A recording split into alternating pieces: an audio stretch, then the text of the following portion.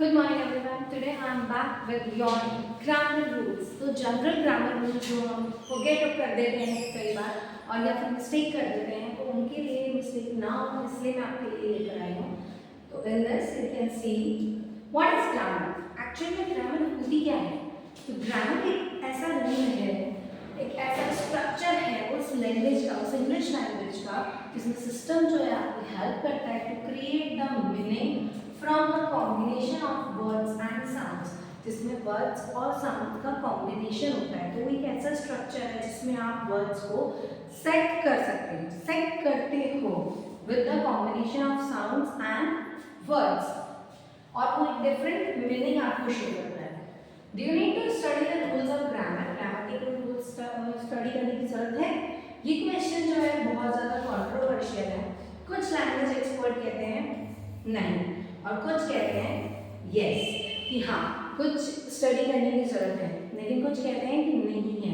But है या नहीं you will decide after study this. 12 basic English grammar rules यहाँ पे हैं. कुछ बेसिक इंग्लिश ग्रामर रूल्स जो दे रखे हैं वो आपको हेल्प करेंगे इंग्लिश स्पीक करने में क्लियरली. कई बार बच्चे बोलते हैं कि ma'am we are able to write but we are not capable to speak. We are not capable to communicate each other, to talk each other in English. So, इनसे शायद आपकी थोड़ी हेल्प हो जाए. Making subjects and verbs handy. First of all, यदि आपका subject singular है तो आपके वर्ब को जरूरत है सिंगुलर होने की.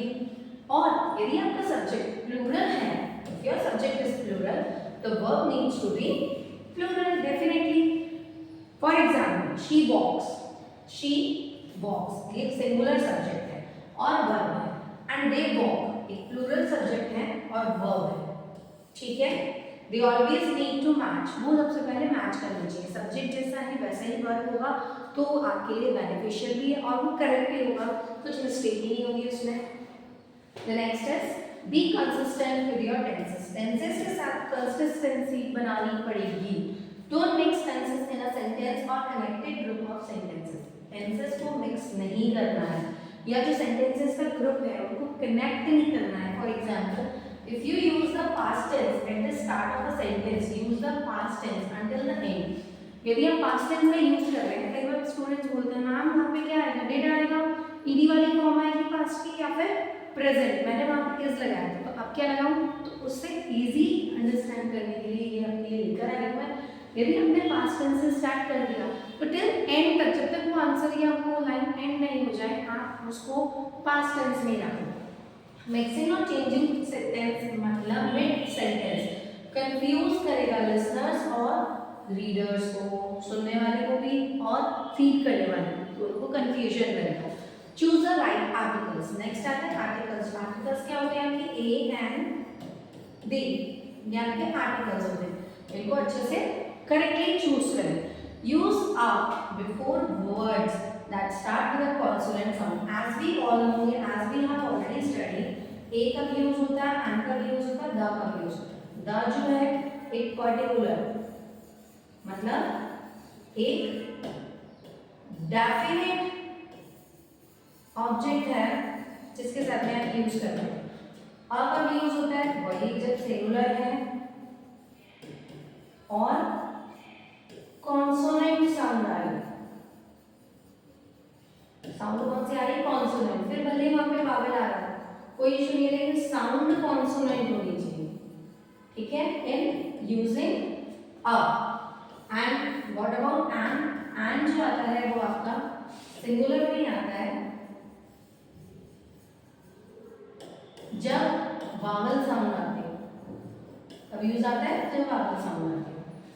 तो and before the words that start with a vowel sound.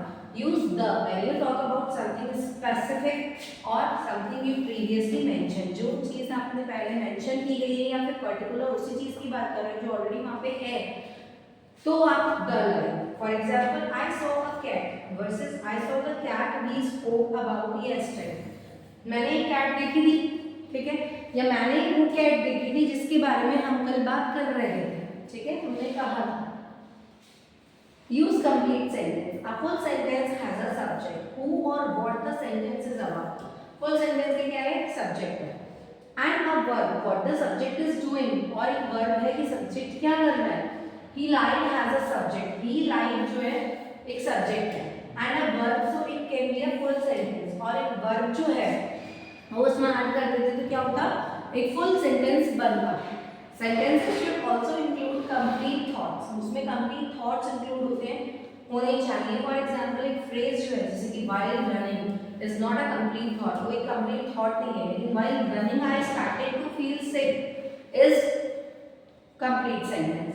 Capitalise where needed, जहां पे भी नीड हो वहां पंक्चुएट करें, कैसे, capital letters. Capitalize the first word of a sentence, मैं हमेशा बोलती हूँ फर्स्ट वर्ड जो है सेंटेंस का, लेटर का, वो आपका वर्ड का क्या होगा, कैपिटल आएगा। और कोई प्रॉपर नाउन अगर दे रखा है तो वो भी कैपिटल ही आएगा। नेम ऑफ पीपल और places is known as proper noun.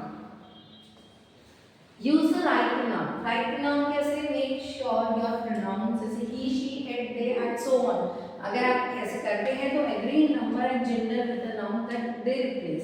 और पे हाँ, जैसे अगर आप वहाँ पे नाउन दे रखा है और गर्ल का नेम है what we use she, noun दे रखा है बॉय का नेम है व्हाट वी यूज ही, तो आप इनका यूज करना थोड़ा सा ध्यान रखें। जेंडर कौन सा है, नंबर कितने हैं, अगर ज्यादा है तो दे, नॉन लिविंग है जहाँ पे लड़का और लड़की डिफाइन नहीं हुए use it. For example in the sentence every student must do his और हर होमवर्क, हर एक स्टूडेंट के लिए बोल रहा है, instead of repeating every student, bar bar every student repeat करने की जगह हम फिर से क्या करेंगे, again report homework, every student must do every students homework, ठीक है। You can use his or her because it matches every student, आप his और her यूज कर सकते हैं क्योंकि ये हर एक स्टूडेंट के साथ मैच करता है। एवरी स्टूडेंट क्या है, तो हम सबको रह रहे हैं, किसके लिए, पर्टिकुलर एक स्टूडेंट के लिए कह रहे हैं, सबके लिए एक साथ नहीं कह रहे।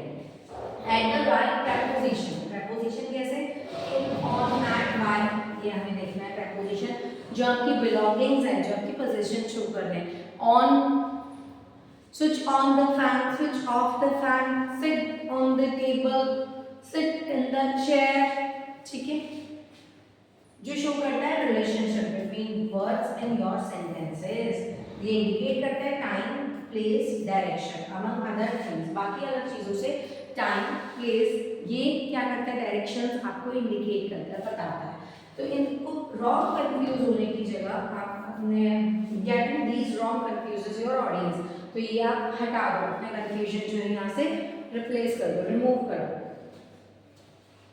For example the book is on the table and the book is in the table have very different meanings. Book जो है टेबल के अंदर रखी है, उसके अंदर कोई रैक है उसमें रखी है, और बुक जो है टेबल पे रखी है, दोनों में बहुत ज्यादा डिफरेंट मीनिंग शो हो रहा है। Link your ideas with convention, conventions क्या होते हैं, joining words are called conjunctions like and, but, or, yet, so, linking words होते हैं जो कि joining words है, that connect words and phrases, जो कि words और phrases को connect करते हैं। use them to create complex sentences, इनको हम complex sentence create करने के लिए use करते हैं। You might have heard people say never start a sentence with a conjunction, आपने लोगों से सुना होगा ये कहते थे कभी भी एक सेंटेंस जो है कंजंक्शन से स्टार्ट ना करें, कंजंक्शन से स्टार्ट नहीं होता है sentence, but it's safe to ignore that rule, लेकिन उसको रूल, इस रूल को इग्नोर करना ज्यादा बेटर है, कंजंक्शन से भी स्टार्ट हो सकता है sentence. Clarify your sentence with commas, commas से क्लैरिफाई कर लो, commas make your sentence easier to understand, बीच बीच में कॉमा लगा देना, वो आपके सेंटेंस को आपको अंडरस्टैंड करना बताता है, कैसे आप उसको इजीली अंडरस्टैंड कर सकते हो, उसको शो कर सकते हो। यूज दैम विद कोऑर्डिनेटिंग, अब कंजंक्शन में बहुत सारा है, कोऑर्डिनेटिंग, सबऑर्डिनेटिंग, कोरिलेटेड, तो कोऑर्डिनेटिंग कंजंक्शन जो होते हैं आपके बट एंड, जब आप कनेक्ट करते हो इंडिपेंडेंट क्लॉज को, इंट्रोडक्टरी फेज के बाद किसी का इंट्रोडक्शन दे दिया, सेंटेंस को क्लियर कर दिया, उसके बाद में after waking up she found the house was empty, after is your conjunction, तो वेकअप होने के बाद उसने क्या करा, देखा घर जो है एम्प्टी है, तो सेपरेट करा उस आइटम की लिस्ट में and to separate inform information that is it essential to the meaning of a sentence, क्या ये इंपॉर्टेंट है सेंटेंस का मीनिंग निकालने के लिए? The man who is a doctor was arrested last night, वो मैन जो कि डॉक्टर है वो लास्ट नाइट अरेस्ट हो गया। तो हु क्या है यहाँ पे आपका कन्वेंशन वाला रोल प्ले कर रहा है, लेकिन इसमें कॉमास जो है ये आपको पंक्चुएट करके बता रहे हैं। आदमी जो डॉक्टर है वो अरेस्ट हो गया था last night. Use apostrophes only for possessive nouns and contraction. Contraction कौन से होते हैं जो हम कहते हैं शॉर्ट फॉर्म्स होती हैं, is not, is it, will not, won't, are not, aren't, I am, and, I have, ठीक है। जब हम उसमें अपोस्ट्रोफी यूज करके लिखते हैं जस्ट लाइक आई हैव, ठीक है, शी इज, ठीक है। And possessive nouns, possessive nouns कौन से होते हैं जो पोजीशन शो करते हैं। यूज अपोस्ट्रोफीज टू शो पोजीशन, जब आप पोजीशन शो करते हो, जैसे मेरा डॉग नहीं है, इट इज क्या है यहाँ पे जॉन्स डॉग, जॉन का डॉग है, जॉन्स डॉग, अपोस्ट्रोफी ऐसा, got it. And to indicate a contraction is it, जो हम लगाते हैं for possession and apostrophe S to the end of a noun, noun के एंड में पोजीशन के लिए अपोस्ट्रोफी एस शो कर देंगे। अपोस्ट्रोफी यूज करने के लिए in place of missing letter for contraction, letter show करते हैं कॉन्ट्रैक्शन के लिए। Switch word order for questions, when you ask a question, जब आप क्वेश्चन आस्क करते हो आपको जरूरत है उसको स्विच करने की उस ऑर्डर को अराउंड। ऑक्सिलरी वर्ब जैसे कि डू, हैव, हैज जो हमारे हेल्पिंग वर्ब है, ऑक्सिलरी वर्ब मतलब जो हेल्पिंग वर्ब है वो आते हैं सब्जेक्ट से पहले। फॉर एग्जांपल एक नॉन क्वेश्चन सेंटेंस है, ऑक्सिलरी वर्ब उसमें आ रहा है सब्जेक्ट के बाद, after the subject. She is coming to the party, but in a question the auxiliary verb come before the subject. Is she coming to the party, लेकिन अगर हम क्वेश्चन पूछेंगे तो वही केस क्या है, क्वेश्चन बनकर आ जाए। यहाँ देख सकते हो ये इंटरोगेटिव है, गॉट इट। So ये interrogation, okay? Hope you understand very well. Come to the next. In WH question में तो obviously question mark आना कंपल्सरी है और उसे से पता चलता है कि interrogation है। WH word जो है who, what, where, when, how, why goes before the auxiliary verb. For example, when is she coming? कब आ रही है वो? ठीक है? Give clear commands and instruction. आपके जो कह रहे हैं आप लोग जो अपनी बात कहना चाहते हैं उसको कमांड और इंस्ट्रक्शन क्लियरली दे दें। To make a command you need an imperative sentence, जैसे कमांड, सजेशन, इंस्ट्रक्शन, एडवाइस ये आती है तो इंपैरेटिव सेंटेंस शो होता है। ये स्टार्ट होता है with a verb and not to include the subject, like in the sentence get up और बी क्वाइट, ठीक है। 4 कॉमन इंग्लिश ग्रामर मिस्टेक्स होती है, वो आपकी अंडरस्टैंड आएगी वाली वो। यहाँ पे 4 इंग्लिश कॉमन मिस्टेक्स होती है जो होती हैं वो भी हम देख लेते हैं, बिकॉज ग्रामर जो है बड़ी कॉम्प्लिकेटेड है लोगों के दिमाग से, तो बहुत इजी है उसको मिस्टेक्स बनाना। यहाँ पे कुछ कॉमन मिस्टेक्स हैं जो आप देख सकते हो, इट्स एंड योर्स योर, ठीक है। If you have ever got these mixed up, यदि आपके भी ऐसे इट्स और योर मिक्स होता है तो you are not alone, even native speakers get these words wrong when they write. यहाँ तक कि आपके आस पड़ोस में आपका पड़ोसी भी गलत करता है, अगर आपको ही समझ नहीं आता तो आप भी एक अकेले नहीं हो और भी लोग हैं। तो इट्स अ कॉन्ट्रैक्शन जो मैंने आपको बताया फॉर इट इज, ठीक है। इट हैज द ये इट्स है और ये इट्स जो है इट इज का, ये एक पॉसेसिव प्रोनाउन है जो शो करता है कुछ जो उसको इट को बिलोंग करता है। Similarly your is a contraction of for you are, while your जो है वो आपकी possession शो करता है, आपकी book, your book। The next is they look the same and sound the same, ये दिखते भी सेम है और साउंड भी सेम ही है, but be careful not to make these mistakes in your writing। आप लिखने में ये मिस्टेक ना करें। there ये there यहाँ वहाँ वाला, there possession शो करता है इसका उसका, they are कॉन्ट्रैक्शन। ये वर्ड साउंड जो है सेम है और लुक करते हैं सेम लगभग, but they have very different meanings, they have very different. Native speakers struggle with these when writing also. क्या है there refers to a place, मैंने बोला यहाँ वहाँ, ये place के लिए आता है, ये देयर आता है आपके possession, possessive pronoun है, and they are as a contraction of they are. Got it? The next is run-on sentences. Run-on sentences जो आपकी राइटिंग को बहुत ज़्यादा डिफिकल्ट बनाते हैं समझने के लिए, ये ऐसा इसलिए होता है ये डोंट लिंक टू और मोर इंडिपेंडेंट क्लॉजेस. आप इसको दो और दो से ज़्यादा इंडिपेंडेंट क्लॉज को नहीं लिंक कर सकते. कंप्लीट थॉट जो होता है ना वो प्रॉपरली नहीं आ सकता. I love to read, I read every day, एक एग्जाम्पल है रन-ऑन सेंटेंस, ठीक है, जो कंटिन्यू चल रहा है.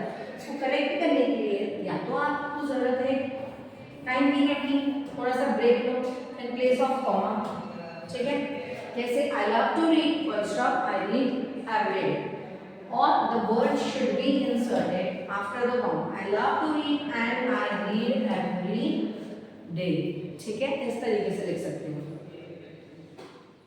सेंटेंस फ्रेगमेंट्स क्या है? सेंटेंस फ्रेगमेंट्स जो है सेंटेंसेस लिखे जाते हैं बट दे आरंट, ऐसा होता नहीं है. That's because they are missing इधर सब्जेक्ट और वर्ब. ऐसा इसलिए होता है क्योंकि ये मिस कर रहे हैं कहीं ना कहीं, या तो सब्जेक्ट या एक verb. They don't form a complete thought, ये कंप्लीट थॉट फॉर्म नहीं करते. For example, even though he was tired, यदि वो टायर्ड है, he is a sentence fragment because it isn't a complete thought, ठीक है, कोई कंप्लीट थॉट नहीं.